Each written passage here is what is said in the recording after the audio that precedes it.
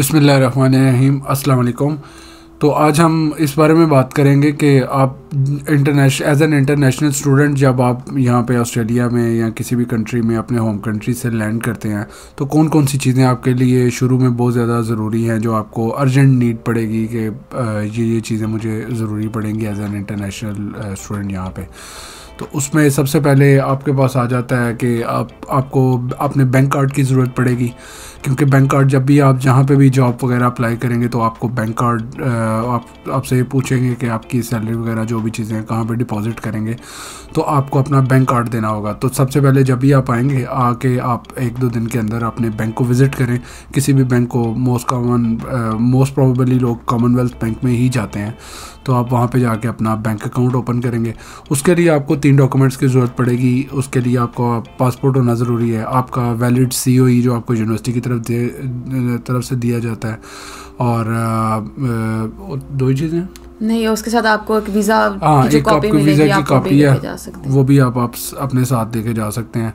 तो ये 2-3 चीज़ें आपको अपने बैंक अकाउंट को ओपन करने के लिए यहाँ पे चाहिए होती हैं।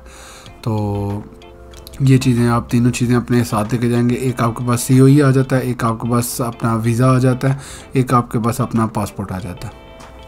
फिर उसके बाद जब आपका बैंक अकाउंट ओपन हो जाता है तो फिर आपको अपना टैक्स फाइल नंबर रजिस्टर्ड करवाना होता है।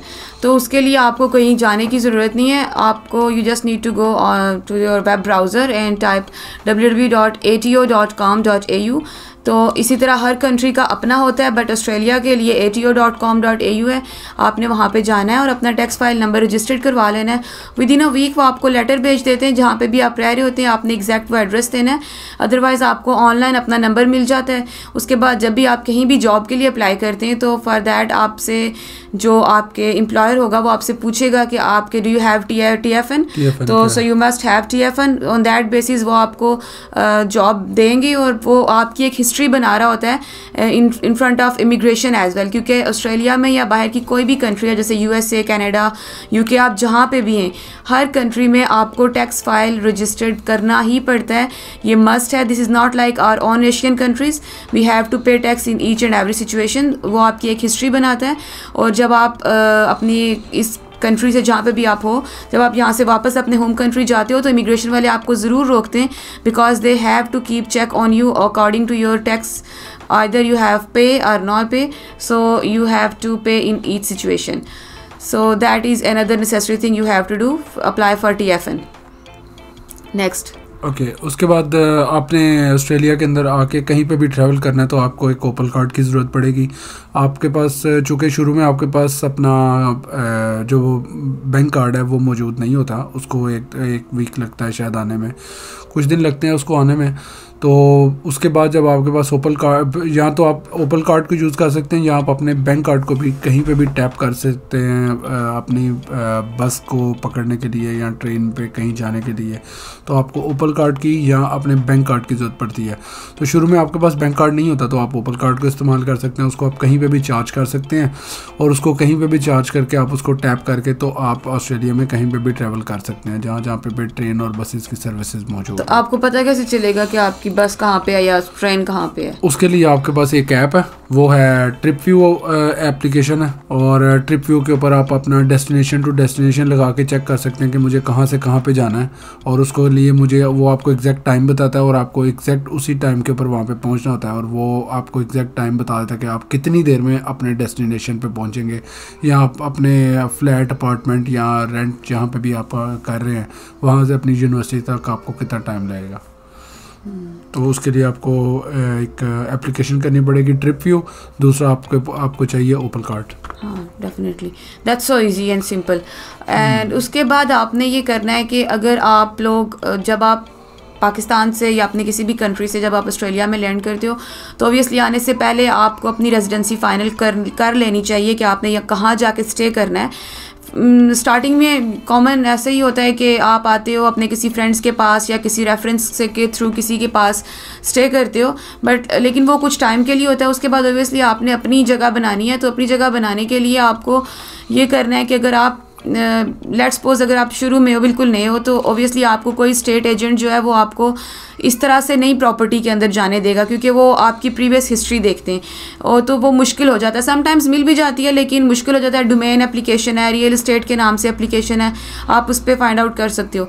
लेकिन अगर आपको नहीं मिल रहा और आप किसी के साथ रैंडमली रहना चाह रहे हो, लाइक किसी के साथ रूम शेयर कर रहे हो, तो उसकी सिचुएशन में आपको ये करना है, you have to be more clever that कि आपने वहाँ जाने से पहले, उस बंदे को अपना बॉन्ड देने से पहले, उस रूम की जहाँ पे आप रहने जा रहे हो उसकी खुद से फुल इंस्पेक्शन करनी है, पिक्चर्स बनानी है, वीडियोस बनानी है और उसको भी भेजनी है, अपने पास भी रखनी है, ताकि एट द एंड जब आप वहाँ से अपना वो लीज ख़त्म करते हो, वहाँ से आते हो, तो आप वो बंदा आपको कुछ कह ना सके कि ये ऐसे था और तुमने ऐसे कर दिया है। लाइक आप दोनों के पास प्रूफ होना चाहिए। समटाइम्स ये होता है कि हम ये सोचते हैं यार ये हमारे ही कंट्री का, इसने क्या ही कर लेना है, तो हम इसके साथ रह लेते हैं, जैसे भी कह रहा है, जितने पैसे भी कह रहा है आप रह लेते हो, क्योंकि आपको ये एक होती है कि यार ये मेरे ही कंट्री का है तो मतलब कोई इतना इशू नहीं होगा।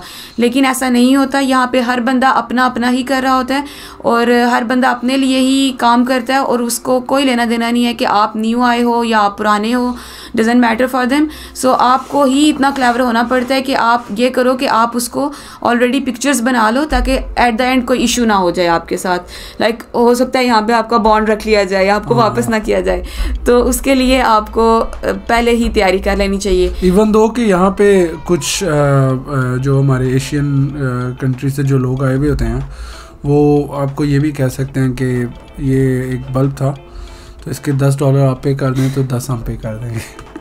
We are going somewhere else. ये ऐसा हुआ है। It's a reality. It's a bitter reality. And उसके बाद अगर आप बात करते हो, यूनिवर्सिटीज़ की बात करते हो, तो आपको शुरू में ये भी बोला जाता है कि यार टेक इट ईजी, कोई ज़्यादा सीरियस लेने की ज़रूरत नहीं है। है बहुत इजी है यूनिवर्सिटी का, कोई इतना आउट ऑफ द वे जाके कोई सिलेबस नहीं होता या कोई ऐसी चीज़ नहीं होती जो आपको पहले से नहीं पता होती या आ नहीं रही होती। It's too easy. लेकिन बस ये है कि आपने उसको बड़े अच्छे तरीके से मेंटेन करना है, अपनी अटेंडेंस को। Actually short attendance is the main issue. वो आपको शॉर्ट अटेंडेंस नहीं करनी है, आप जाते किसी तरह मैनेज करके यूनिवर्सिटी में हाजिरी वगैरह पूरी करते रहें, क्योंकि ये आपकी वीज़ा कंडीशन को भी ब्रीच करता है। और अगर आप वीज़ा कंडीशन को ब्रीच करेंगे तो फिर यूनिवर्सिटी आपको वैसे ही अपना मेंटल स्ट्रेस देगी, हाँ हम ये कर देंगे, हम वो कर देंगे। और ये भी एक बड़ी सोचने की बात है कि हम लोग पाकिस्तान से सोच के आते हैं कि वहाँ पे हमारे को गोरे अंग्रेज़ टीचर होंगे। नहीं, ऐसा नहीं है। वो यहाँ पे हमारे इंडियन टीचर्स हैं, मोस्टली इंडियंस होते हैं, एशियंस पाकिस्तानी भी होते हैं। हाँ। लेकिन बांग्लादेश से भी बहुत से टीचर्स हैं, मैं खुद पढ़ी हूँ। हाँ। लेकिन ये है कि ऐसा नहीं है कि वो आपको कोई फेवर देंगे, बिकॉज वो भी उनकी भी जॉब है, उन्होंने भी रिपोर्ट करना होता है। वो आपकी ऐसी अटेंडेंस नहीं मार्क कर सकते। मतलब ये लाइक ये हमारे पाकिस्तान का सिस्टम नहीं है कि प्रॉक्सी चल जाएगी, कोई आ नहीं रहा। They have everything. In any way you have to comply with your visa conditions. तो आपको उनको ब्रीच नहीं करना। अगर आप शॉर्ट अटेंडेंस करेंगे तो इमिग्रेशन आप पे चेकआउट करती है, वो यूनिवर्सिटी से पूछ सकती है कि ये आर भी रहा है यूनिवर्सिटी या नहीं आ रहा, या जस्ट सिर्फ पैसे कमाने के लिए यहाँ पे आया था। तो इस कंडीशन में वो आपको डिपोर्ट करने का हक रखते हैं। सो मेक श्योर कि आपकी अटेंडेंस पूरी हो।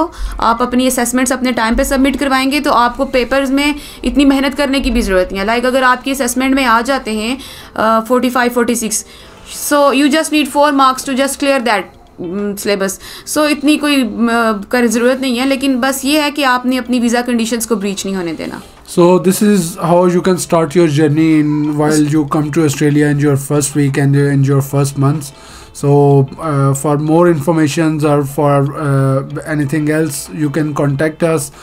You can contact us on our Facebook page, Instagram page, on our TikTok, our TikTok account, and hopefully the information is valuable and available for all of you, and you can also check yourself as well.